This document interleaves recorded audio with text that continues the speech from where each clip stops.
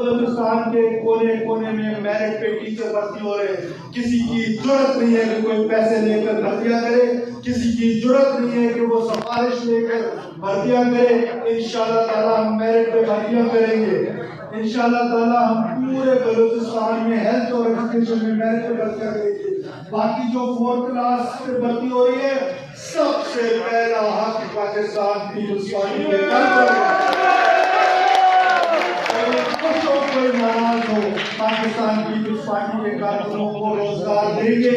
اور روزگار مہیا کرنا اگر گناہ ہے تو محترمہ بھٹو صاحب یہ گناہ کرتی رہی, جناب حسن زرداری صاحب یہ گناہ کرتے رہے. یہ معلوم کی گناہ کرتا رہے گا.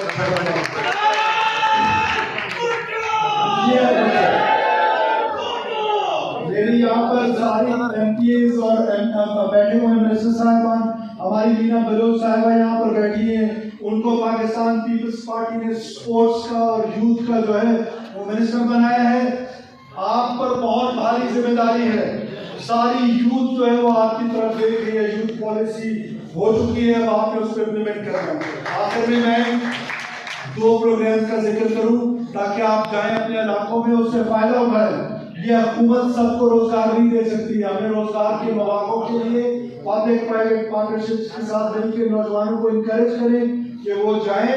اور ہم نے بندوبست کیا ہے کہ حکومت گلف بھیج رہی ہے, سینٹرل ایشین اسٹیٹس میں بھیج رہی ہے, یورپ میں بھیج رہی ہے تاکہ ہمارے نوجوان وہاں پر جائیں. یوتھ کے پروگرام ہے, وہاں پر جا کے ریمیٹنسز کا باعث بنے.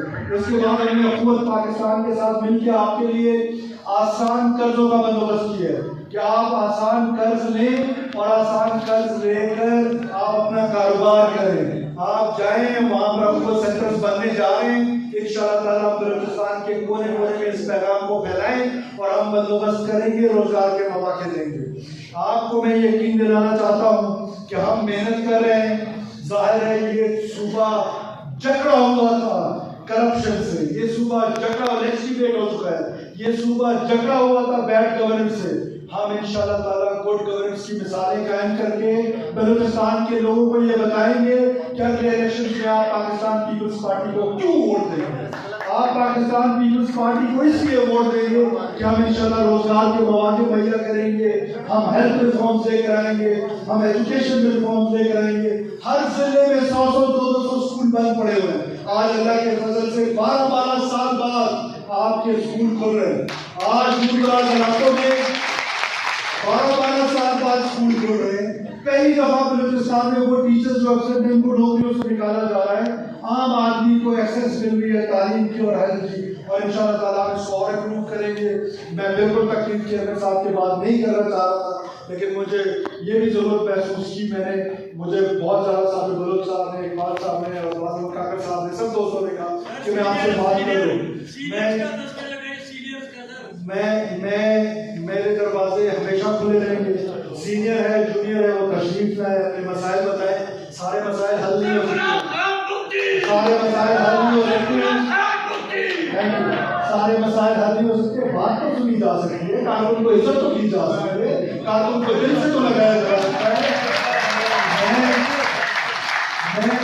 میں خود ایک عام کارکن ہوں, ایک عام آدمی ہوں, کسی سردار نواب کا بیٹا نہیں ہوں. میرا دل عام آدمی کے ساتھ دھڑکتا ہے. میں انشاءاللہ آپ کا تھا, آپ کا ہوں اور آپ کا رہوں گا. میں ایک آخری بات آپ سے یہ کہنا چاہتا ہوں کہ ہمارے جو کارکن ہیں وہ کم سے کم اس پروپیگنڈا کا حصہ کبھی نہ ہو جو ریاست پاکستان کے خلاف بلوچستان میں شروع ہے. مجھے آپ کی مدد چاہیے اور آپ نے میرا ساتھ دینا ہے. انشاءاللہ تعالیٰ ہم اس کو آگے لے کے جائیں گے.